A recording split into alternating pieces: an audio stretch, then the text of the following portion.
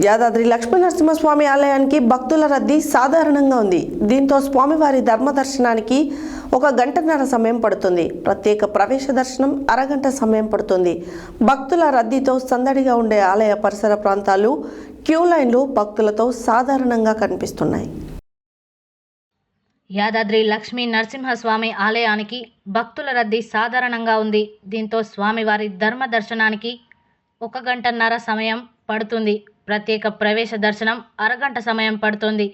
భక్తుల రద్దీతో సందడిగా ఉండే ఆలయ పరిసర ప్రాంతాలు క్యూ లైన్లు భక్తులతో సాధారణంగా కనిపిస్తున్నాయి. నిత్య కళ్యాణం, సుదర్శన నరసింహ హోమం, అష్టోత్తర పూజల్లో భక్తులు తక్కువ సంఖ్యలో పాల్గొన్నారు. కొండ కింద వ్రత మండపం, కళ్యాణకట్ట ప్రాంతాల్లో భక్తులు సాధారణంగా కనిపించింది.